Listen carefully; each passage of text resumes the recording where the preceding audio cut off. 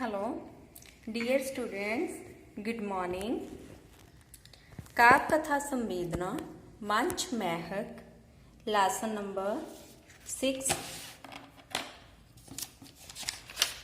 सग्गी full. बच्चों ਆਪਾਂ ਇਸ ਕਹਾਣੀ ਦਾ ਸਾਰ ਤਾਂ ਪੜ੍ਹ ਲਿੱਤਾ ਸੀ ਅਤੇ ਆਪਾਂ ਨੂੰ ਇਸ ਕਹਾਣੀ ਬਾਰੇ ਵੀ ਕਾਫੀ ਜਾਣਕਾਰੀ ਪ੍ਰਾਪਤ ਹੋ ਗਈ ਹੈ ਤੇ ਇਹਦਾ ਇੱਕ ਮੇਨ ਕਰੈਕਟਰ ਬੱਚੇ ਜੋ ਕਿ ਮੁੰਨੋ ਹੈ ਉਹ ਰਹਿੰਦਾ। ਆਓ ਆਪਾਂ ਨੂੰ ਇਸ ਨੂੰ ਵੀ ਇੱਕ ਵਾਰ ਚੰਗੀ ਤਰ੍ਹਾਂ ਰੀਡ ਕਰਦੇ ਹਾਂ।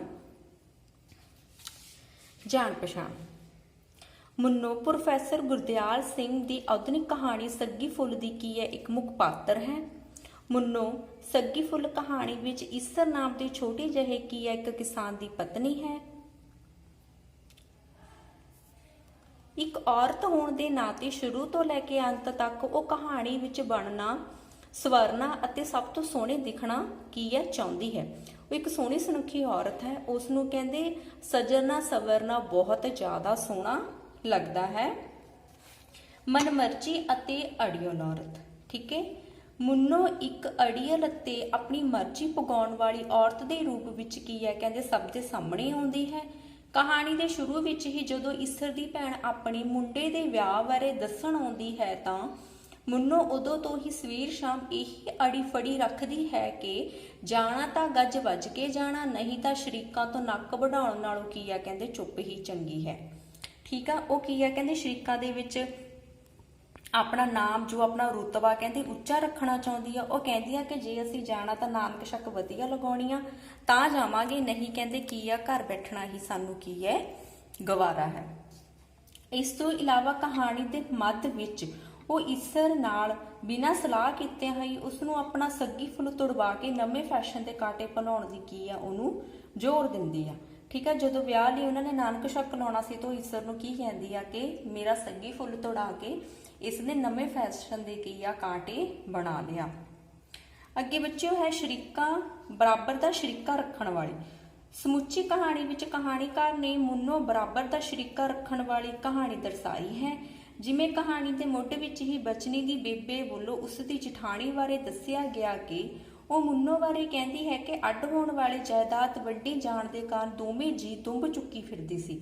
ਭਾਵ ਕੀ ਹੈ ਜਦੋਂ ਜਾਇਦਾਦ ਵੱਡੀ ਜਾਣੀ ਸੀ ਜਦੋਂ ਉਦੋਂ ਦੋਨੋਂ ਮੀਆਂ ਬੀਬੀ ਭਾਵ ਘਰ ਵਾਲਾ ਤੇ ਘਰ ਵਾਲੀ ਕੀ ਹੈ ਕਹਿੰਦੇ ਮੂਹਰੇ ਦੁੰਬ ਚੱਕੀ ਫਿਰਦੇ ਸੀ, ਭਾਵ ਸਭ ਤੋਂ ਮੂਹਰੇ ਹੋਈ ਫਿਰਦੇ ਸਨ। ਪਰ ਹੁਣ ਜਦੋਂ ਨਾਨਕ ਸ਼ੱਕ ਬਰਾਬਰ ਦੀ ਲੈ ਕੇ ਜਾਣੀ ਪਈ ਤਾਂ ਫਿਰ ਪਤਾ ਲੱਗੂਗਾ। ਠੀਕ ਹੈ। ਤਾਂ ਮੁੰਨੋ ਵੀ ਅੱਗੋਂ ਈਸਰ ਨੂੰ ਕਹਿੰਦੀ ਹੈ ਕਿ ਮਾੜਾ ਮੋਟਾ ਠੀਕ ਆ। ਉਹ ਕਹਿੰਦੀ ਹੈ ਕਿ ਜੇ ਉਹਨਾਂ ਨੇ ਮਾੜਾ ਮੋਟਾ ਵੀ ਹੱਥ ਘੋਟ ਲਿਆ ਤਾਂ ਕਹਿੰਦੇ ਸਾਰੀ ਉਮਰ ਕੀ ਆ ਉਹਨਾਂ ਨੂੰ ਸ਼ਰੀਕਾਂ ਨੇ ਮਿਹਣੇ ਦੇ ਦੇ ਕੇ ਕੀ ਆ ਮਾਰ ਦੇਣਾ ਹੈ। ਮੁੰਨੋ ਨੇ ਇਹ ਵੀ ਕਿਹਾ ਕਿ ਉਸ ਦੀ ਭੈਣ ਤੋਂ ਵੀ ਡਰ ਲੱਗਦਾ। ਠੀਕ ਆ। ਜਿਹੜੀ ਉਹਦੀ ਨਣਦ ਸੀ ਭਾਵ ਉਸ ਤੋਂ ਵੀ ਉਹਨੂੰ ਡਰ ਲੱਗਦਾ ਕਿ ਉਹ ਵੀ ਤਾਨੇ ਨਾ ਦੇ ਦੇਵੇ ਕਿ 4 ਪੈਸੇ ਲਾਉਣ ਲਈ ਉਹ ਅਜਿਹਾ ਕਰ ਰਹੇ ਹਨ। ਠੀਕ ਆ। ਇਸ ਕਰਕੇ ਤਾਨਿਆਂ ਮਿਹਣਿਆਂ ਤੋਂ ਡਰਦੀ ਉਹ ਚਾਹੁੰਦੀ ਹੈ ਕਿ ਉਹ ਵਧੀਆ ਨਾਨਕ ਸ਼ੱਕ ਲਾ ਕੇ ਸਮਾਜ ਵਿੱਚ ਜੋ ਆਪਣਾ ਰੁਤਬਾ ਹੈ ਆਪਣੀ ਇੱਜ਼ਤ ਹੈ ਕੀ ਆ ਉਹ ਹਮੇਸ਼ਾ ਉਸ ਨੂੰ ਉੱਚਾ ਰੱਖਣਾ ਅਤੇ ਬਰਕਰਾਰ ਬਣਾਈ ਰੱਖਣਾ ਚਾਹੁੰਦੀ ਹੈ। ਮੁੰਨੋ ਆਪਣੀ ਜਠਾਣੀ ਤੋਂ ਦੁਖੀ। ਕਹਾਣੀ ਦੇ ਸ਼ੁਰੂ ਤੋਂ ਲੈ ਕੇ ਮੁੰਨੋ ਆਪਣੀ ਜਠਾਣੀ ਦੇ ਤਾਨੇ ਮੇਣਿਆਂ ਤੋਂ ਦੁਖੀ ਹੁੰਦੀ ਹੈ। ਜਿਵੇਂ ਕਹਾਣੀ ਦੇ ਸ਼ੁਰੂ ਵਿੱਚ ਹੀ ਬਚਨੀ ਦੀ ਬੇਬੇ ਮੁੰਨੋ ਨੂੰ ਆ ਕੇ ਦੱਸਦੀ ਹੈ ਕਿ ਉਸ ਦੀ ਜਠਾਣੀ ਕਹਿੰਦੀ ਹੈ ਕਿ ਅੱਡ ਹੋਣ ਤੋਂ ਬਾਅਦ ਹੁਣ ਪਤਾ ਲੱਗੂ ਜਦੋਂ ਬਰਾਬਰ ਦਾ ਝੁੱਗਾ ਲੁਟਾਉਣਾ ਪਿਆ। ਕਹਿੰਦੇ ਜਦੋਂ ਅੱਡ ਹੋਣ ਤੋਂ ਬਾਅਦ ਹੁਣ ਪਤਾ ਲੱਗੂ ਜਦੋਂ ਬਰਾਬਰ ਦਾ ਕੀ ਆ ਖਰਚਾ ਕਰਨਾ ਪਿਆ, ਭਾਵ ਬਰਾਬਰ ਦੀ ਨਾਨਕ ਸ਼ੱਕ ਲਾਉਣੀ ਪਈ। ਦੇਖੂ ਨਾ ਹੁਣ ਕਿਹੜੇ ਤੰਗੇ ਕਰਾ ਕੇ ਲੈ ਜਾਂਦੇ ਨੇ, ਮੈਂ ਵੀ ਤਾਂ ਪਾਲੇ ਦੀ ਧੀ ਨੀ ਜੇ ਸੱਗੇ ਰੱਤੀਆਂ ਵਿੱਚ ਇਹਨਾਂ ਦਾ ਸੁੱਡਕਾ ਨੀਵਾਂ ਨਾ ਕੀਤਾ। ਫਿਰ ਉਹ ਵੀ ਕਹਿੰਦੀ ਹੈ ਕਹਿੰਦੀ ਕੋਈ ਗੱਲ ਨਹੀਂ ਮੈਂ ਵੀ ਕੀ ਆ ਆਪਣੇ ਵੱਲੋਂ ਪੂਰੀ ਕੋਸ਼ਿਸ਼ ਕਰੂੰ ਅਤੇ ਵਧੀਆ ਨਾਨਕ ਸ਼ੱਕ ਲਗਾ ਕੇ ਹੀ ਲੈ ਕੇ ਜਾਵਾਂਗੀ। ਮੁੰਨੋ ਇਹੋ ਜਿਹੀਆਂ ਕੌੜੀਆਂ ਤਸੱਲੀਆਂ ਸੁਣ ਕੇ ਈਸਰ ਨੂੰ ਦੁਖੀ ਹੋਈ ਕਹਿੰਦੀ ਹੈ ਕਿ ਇਹ ਤਾਂ ਹੁੱਲਾ ਫੱਕਣਾ ਹੀ ਪਊ ਵੇ, ਮਾੜਾ ਮੋਟਾ ਵੀ ਹੱਥ ਘੁੱਟ ਲਿਆ ਤਾਂ ਇਸ ਗੱਲ ਮੋਹੀ ਨੇ ਸਾਰੀ ਉਮਰ ਮੈਨੂੰ ਕੀ ਆ ਨੈਣ ਨੇ ਮਾਰ ਦੇਣਾ। ਠੀਕ ਆ। ਕਹਿੰਦੀ ਸਾਰੀ ਉਮਰ ਨੈਣ ਨੇ ਤੇ ਮੇਰੀ ਜਿਹੜੀ ਨਣਦ ਆ ਉਹਨਾਂ ਨੇ ਕੀ ਆ ਸਾਨੂੰ ਮਿਹਣੇ ਦੇ ਦੇ ਕੇ ਮਾਰ ਦੇਣਾ। ਇਸ ਕਰਕੇ ਕਹਿੰਦੀ ਮੈਂ ਜਮਾਂ ਵੀ ਹੱਥ ਨਹੀਂ ਘੁੱਟਣਾ ਚਾਹੁੰਦੀ, ਮੈਂ ਪੂਰੀ ਨਾਨਕ ਸ਼ੱਕ ਵਧੀਆ ਤਰੀਕੇ ਨਾਲ ਲਗਾ ਕੇ ਕੀ ਆ ਲੈ ਕੇ ਜਾਊਂਗੀ। ਸੁਹੱਪਣ ਵਾਲੀ ਔਰਤ। ਕਹਾਣੀਕਾਰ ਨੇ ਉਸਦੇ ਸੁਹੱਪਣ ਦੀ ਤਸਵੀਰ ਨੂੰ ਵੀ ਸਾਡੇ ਮਨਮੁਖ ਉਲੀਕਿਆ ਹੈ। ਸਾਡੇ मतलब कि ਸਾਹਮਣੇ ਕਹਿੰਦੇ ਸਨਮੁਖ ਉਲੀਕਿਆ ਹੈ। ਜਿਸ ਸਮੇਂ ਮੁੰਨੋ ਨਾਨਕਾ ਮੇਲ ਨਾਲ ਆਪਣੀ ਨਨਾਣ ਦੇ ਮੁੰਡੇ ਦੇ ਵਿਆਹ ਤੇ ਸੱਗੀ ਫੁੱਲ ਤੜਾ ਕੇ ਉਸ ਨੂੰ ਨਵੇਂ ਫੈਸ਼ਨ ਵਾਲੇ ਕਾਂਟੇ ਪਾ ਕੇ ਜਾਂਦੀ ਹੈ ਤਾਂ ਉਸ ਦੇ ਕਾਂਟਿਆਂ ਤੇ ਸੁੱਚੇ ਤਿਉਰਾਂ ਦੀ ਚਰਚਾ ਅੰਗ ਸਾਕ ਵਿੱਚ ਕਰਦਾ ਹੈ। ਇਸ ਤੋਂ ਇਲਾਵਾ ਜਦੋਂ ਉਹ ਗਿੱਧੇ ਦੇ ਪੇੜ ਵਿੱਚ ਉਤਰਦੀ ਹੈ ਤਾਂ ਗਿੱਧਾ ਦੇਖਦੇ ਗੱਭਰੂ ਉਸ ਦੀਆਂ ਅੱਖਾਂ ਤੇ ਸੁੰਦਰਤਾ ਦੀ ਤਾਰੀਫ ਕਰਦੇ ਹਨ, ਕਹਿੰਦੇ ਹਨ ਕਿ ਅੱਖਾਂ ਵੇਖ ਕਿਵੇਂ ਨਗਾ ਵਾਂਗ ਦਗਦੀ ਹੈ। ਠੀਕ ਹੈ, ਕੀ ਹੈ ਕਹਿੰਦੇ ਜਿਹੜੇ ਗੱਭਰੂਆਂ ਦੀ ਟੋਲੀ ਆ ਉਸ ਦੀ ਕੀ ਕਰਦੇ ਹਨ, ਬਹੁਤ ਤਾਰੀਫ ਕਰਦੇ ਹਨ ਕਿਉਂਕਿ ਉਹ ਬਹੁਤ ਜ਼ਿਆਦਾ ਕੀ ਆ ਸੋਹਣੀ ਲੱਗ ਰਹੀ ਸੀ। ਰੱਬ ਨੇ ਰੂਪ ਦੇਣ ਵੇਲੇ ਭੋਰਾ ਸੂੰਪੁਣਾ ਨਹੀਂ ਕੀਤਾ, ਜਿਵੇਂ ਕਿਤੇ ਬੇਲਾ ਬਹਿ ਕੇ ਘੜੀ ਹੋਵੇ। ਕਹਿੰਦੇ ਰੱਬ ਨੇ ਜਮਾ ਵੀ ਕੰਜੂਸੀ ਨਹੀਂ ਕੀਤੀ, ਕਹਿੰਦੇ ਏਦਾਂ ਲੱਗਦਾ ਜਿਵੇਂ ਕਿ ਬੇਲੇ ਬਹਿ ਕੇ ਕੀ ਆ ਘੜੀ ਹੋਵੇ। ਕਿਤੇ ਤਬਾ ਨਹੀਂ ਛੱਡੀ, ਜਮਾ ਇੰਦਰ ਦੇ ਖਾੜੇ ਦੀ ਕੀ ਹੈ ਕਹਿੰਦੇ ਪਰੀ ਲੱਗਦੀ ਹੈ। ਇੰਦਰ ਦੇ ਖਾੜੇ ਦੀ ਪਰੀ ਵੀ ਬਹੁਤ ਜ਼ਿਆਦਾ ਸੋਹਣੀ ਹੈ, ਕਹਿੰਦੇ ਸਿਰਫ ਉਸ ਸਵਰਗ ਦੀ ਪਰੀ ਵਰਗੀ ਹੀ ਮੁੰਨੋ ਕੀ ਹੈ ਉਸ ਦਿਨ ਵਿਆਹ ਵਾਲੇ ਦਿਨ ਲੱਗ ਰਹੀ ਸੀ। ਮੁੱਖ ਪਾਤਰ ਸਮੁੱਚੇ ਰੂਪ ਵਿੱਚ ਮੁੰਨੋ ਸੱਗੀ ਫੁੱਲ ਕਹਾਣੀ ਦੀ ਕੀ ਇੱਕ ਮੁੱਖ ਪਾਤਰ ਹੈ। ਸਮੁੱਚੀ ਕਹਾਣੀ ਇਸ ਦੇ ਕਹਿੰਦੇ ਇਰਦ ਗਿਰਦ ਘੁੰਮਦੀ ਹੈ, ਭਾਵ ਇਸ ਦੇ ਆਲੇ ਦੁਆਲੇ ਘੁੰਮਦੀ ਹੈ। ਇਸ ਨੂੰ ਸ਼ਰੀਕੇ ਵਿੱਚ ਨੱਕ ਵੱਢ ਜਾਣ ਦਾ ਵੀ ਕੀ ਹੈ ਡਰ ਲੱਗਿਆ ਰਹਿੰਦਾ ਹੈ। ਇਸ ਲਈ ਉਹ ਆਪਣੀ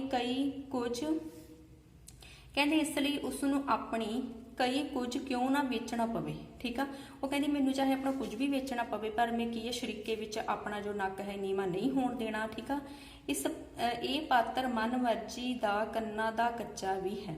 ਠੀਕ ਹੈ, ਇਹ ਕੀ ਹੈ ਮਨ ਮਰਜ਼ੀ ਆ, ਭਾਵ ਲੋਕਾਂ ਦੀਆਂ ਗੱਲਾਂ ਵਿੱਚ ਛੇਤੀ ਆ ਜਾਂਦੀ ਹੈ ਛੇਤੀ। ਠੀਕ ਹੈ, ਆਪਣੇ ਘਰ ਦੀ ਆਰਥਿਕ ਹਾਲਤ ਨੂੰ ਨਾ ਸਮਝਦਿਆਂ ਹੋਏ ਇਸ ਪਾਤਰ ਸ਼ਰੀਕੇ ਵਿੱਚ ਆਪਣਾ ਨੱਕ ਰੱਖਣ ਦਾ ਕੀ ਹੈ ਜ਼ਿਆਦਾ ਫਿਕਰ ਰੱਖਦੀ ਹੈ। ਕਹਿੰਦੇ ਇਹਨੂੰ ਆਪਣੇ ਘਰ ਦੀ ਹਾਲਤ ਨਹੀਂ ਦਿਖਦੀ ਪਰੰਤੂ ਇਹ ਕੀ ਹੈ ਕਹਿੰਦੇ ਬਰਾਬਰ ਦੀ ਨਾਨਕ ਸ਼ੱਕ ਲਾ ਕੇ ਆਪਣਾ ਜੋ ਰੁਤਬਾ ਹੈ ਸਮਾਜ ਵਿੱਚ ਆਪਣੀ ਇੱਜ਼ਤ ਨੂੰ ਕੀ ਹੈ ਬਰਕਰਾਰ ਰੱਖਣਾ ਚਾਹੁੰਦੀ ਹੈ। ਬੱਚਿਓ ਮੈਂ ਇਸ ਲੈਸਨ ਦੇ ਤੁਹਾਨੂੰ ਹੁਣ ਅਸਾਈਨਮੈਂਟ ਵੀ ਰੈਡੀ ਕੀਤੀਆਂ ਹਨ, ਆਓ ਆਪਾਂ ਉਹਨਾਂ ਨੂੰ ਵੀ ਇੱਕ ਵਾਰ ਚੰਗੀ ਤਰ੍ਹਾਂ ਰੀਡ ਕਰਦੇ ਹਾਂ। ਬੱਚੇ ਤੁਹਾਡੀ ਥਰਡ ਅਸਾਈਨਮੈਂਟ ਜਿਹਦੇ ਵਿੱਚ ਮੈਂ ਤੁਹਾਨੂੰ ਕੁਐਸਚਨ ਆਨਸਰ ਵੀ ਕਰਵਾਏ ਹਨ, ਆਓ ਆਪਾਂ ਇਹਨਾਂ ਨੂੰ ਇੱਕ ਵਾਰ ਚੰਗੀ ਤਰ੍ਹਾਂ ਰੀਡ ਕਰਦੇ ਹਾਂ।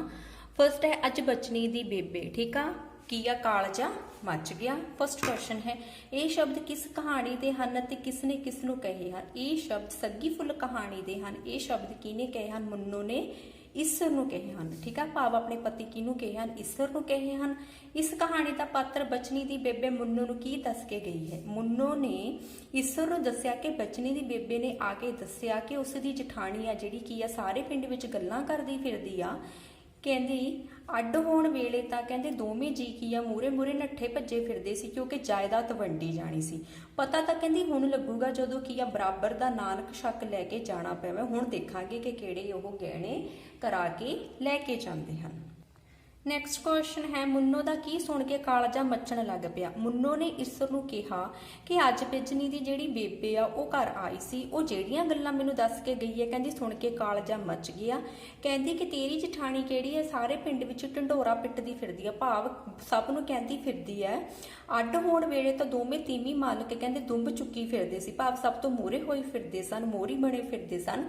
ਕਹਿੰਦੇ ਜਾਇਦਾਦ ਜੋ ਵੰਡਣੀ ਸੀ ਪਤਾ ਤਾਂ ਹੁਣ ਲੱਗੂ ਕਹਿੰਦੇ ਜਦੋਂ ਬਰਾਬਰ ਦਾ ਕੀ ਆ ਖਰਚਾ ਕਰਨਾ ਪਿਆ। ਹੁਣ ਦੇਖਾਂਗੇ ਕਿ ਕਿਹੜੇ ਉਹ ਤੰਗੇ ਕਰਵਾ ਕੇ ਵਿਆਹ ਲਈ ਲੈ ਕੇ ਜਾਂਦੇ ਹਨ। ਨੈਕਸਟ ਕੁਐਸਚਨ ਹੈ ਸੱਗੀ ਫੁੱਲ ਕੀ ਹੁੰਦਾ ਹੈ। ਸੱਗੀ ਫੁੱਲ ਕਹਾਣੀ ਵਿੱਚ ਕਿਸ ਦਾ ਪ੍ਰਤੀਕ ਹੈ।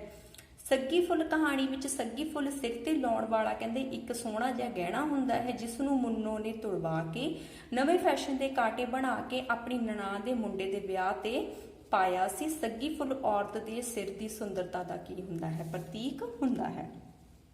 ਸੱਗੀ ਫੁੱਲ ਕਹਾਣੀ ਵਿੱਚ ਜ਼ਿੰਦਗੀ ਦੇ ਕਿਹੜੇ-ਕਿਹੜੇ ਵਿਚਾਰ ਪੇਸ਼ ਕੀਤੇ ਗਏ ਹਨ। ਸੱਗੀ ਫੁੱਲ ਕਹਾਣੀ ਵਿੱਚ ਜ਼ਿੰਦਗੀ ਦੇ ਸਮਾਜਿਕ ਅਤੇ ਆਰਥਿਕ ਵਿਚਾਰਾਂ ਨੂੰ ਬਹੁਤ ਵਧੀਆ ਢੰਗ ਨਾਲ ਪੇਸ਼ ਕੀਤਾ ਗਿਆ ਹੈ। ਇਹ ਸਮਾਜ ਵਿੱਚ ਵਿਚਰਦਿਆਂ ਮਨੁੱਖ ਨੂੰ ਆਪਣਾ ਨੱਕ ਰੱਖਣ ਲਈ ਕਿਸ ਤਰ੍ਹਾਂ ਦੇ ਕਹਿੰਦੇ ਆ ਇਨਸਾਨ ਨੂੰ ਪਾਪੜ ਵੇਲਣੇ ਪੈਂਦੇ ਹਨ। ਆਰਥਿਕ ਤੰਗੀਆਂ ਹੋਣ ਦੇ ਕਾਰਨ ਵੀ ਮਨੁੱਖ ਸਮਾਜਿਕ ਕਦਰਾਂ ਕੀਮਤਾਂ ਨੂੰ ਹਾਸਲ ਕਰਨ ਲਈ ਆਪਣਾ ਕੁਝ ਵੀ ਕੀ ਆ ਵੇਚ ਦਿੰਦਾ, ਭਾਵ ਘਰ ਦੀ ਹਾਲਤ ਨਾ ਦੇਖਦੇ ਹੋਏ ਸਮਾਜ ਵਿੱਚ ਆਪਣਾ ਰੁਤਬਾ ਬਣਾਈ ਰੱਖਣ ਲਈ ਕਹਿੰਦੇ ਇਨਸਾਨ ਕੀ ਕਰਦਾ ਕੁਝ ਵੀ ਹੱਦ ਤੱਕ ਜਾ ਸਕਦਾ, ਭਾਵ ਆਪਣੇ ਘਰ ਦੀ ਕੋਈ ਵੀ ਚੀਜ਼ ਵੇਚਣ ਲਈ ਕੀ ਹੈ ਤਿਆਰ ਹੋ ਜਾਂਦਾ ਹੈ।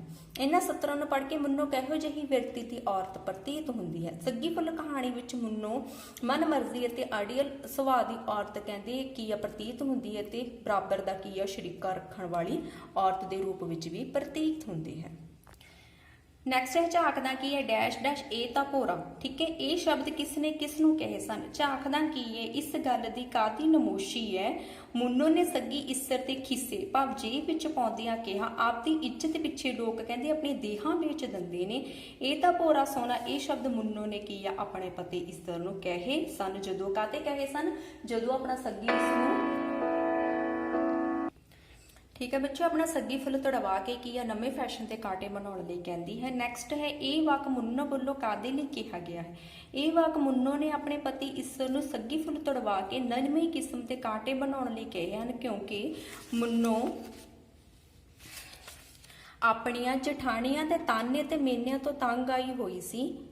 ਉਹ ਬਰਾਬਰ ਦੀ ਨਾਨਕ ਸ਼ੱਕ ਲਗਾ ਕੇ ਸ਼ਰੀਕਾਂ ਦਾ ਮੂੰਹ ਆ ਕਹਿੰਦੇ ਬੰਦ ਕਰਨਾ ਚਾਹੁੰਦੀ ਸੀ, ਇਸ ਲਈ ਉਸਨੇ ਇਹ ਵਾਕ ਕਹੇ ਸਨ। ਇਸ ਵਾਰਤਾਲਾਪ ਰਾਹੀਂ ਉਹ ਆਪਣੇ ਕਿਹੜੇ ਅਰਮਾਨ ਪੂਰੇ ਕਰਨਾ ਚਾਹੁੰਦੀ ਹੈ? ਇਸ ਵਾਰਤਾਲਾਪ ਰਾਹੀਂ ਮੁੰਨੋ ਨਵੇਂ ਫੈਸ਼ਨ ਦੇ ਕਾਂਟੇ ਪਾਉਣ ਅਤੇ ਬਣ ਠਣ ਕੇ ਜਾਣ ਦਾ ਅਰਮਾਨ ਪੂਰਾ ਕਰਨਾ ਚਾਹੁੰਦੀ ਹੈ। ਉਹ ਨਾਨਕ ਸ਼ੱਕ ਲਗਾ ਕੇ ਰਿਸ਼ਤੇਦਾਰਾਂ ਤੇ ਸ਼ਰੀਕਾਂ ਦੇ ਸਾਹਮਣੇ ਆਪਣੀ ਜਿਹੜੀ ਇੱਜ਼ਤ ਹੈ ਕੀ ਹੈ ਬਰਕਰਾਰ ਰੱਖਣਾ ਚਾਹੁੰਦੀ ਹੈ। ਇਹ ਵਾਰਤਾਲਾਪ ਕਹਿਣ ਤੋਂ ਕੀ ਭਾਵ ਹੈ? ਇਸ ਵਾਰਤਾਲਾਪ ਤੋਂ ਭਾਵ ਹੈ ਕਿ ਮੁੰਨੋ ਇਸਰ ਨੂੰ ਆਪਣਾ ਸੱਗੀ ਫੁੱਲ ਤੁੜਵਾ ਕੇ ਕਹਿੰਦੀ ਹੈ ਕਿ ਠੀਕ ਹੈ, ਤੁੜਵਾ ਕੇ ਨਵੇਂ ਫੈਸ਼ਨ ਤੇ ਕਾਂਟੇ ਬਣਾਉਣ ਲਈ ਕਹਿੰਦੀ ਹੈ। ਉਸਨੂੰ ਕਹਿੰਦੀ ਹੈ ਕਿ ਲੋਕੀ ਆਪਣੀ ਇੱਜ਼ਤ ਦੇ ਪਿੱਛੇ ਤਾਂ ਦੇਹਾਂ ਵੇਚ ਦਿੰਦੇ, ਇਹ ਤਾਂ ਕੀ ਹੈ ਭੋਰਾ ਸੋਨਾ। ਬੱਚੋ ਇਹ ਲੈਸਨ ਜੋ ਤੁਹਾਡਾ ਸੀਗਾ ਕੰਪਲੀਟ ਹੋ ਗਿਆ। Thanks, have a nice day.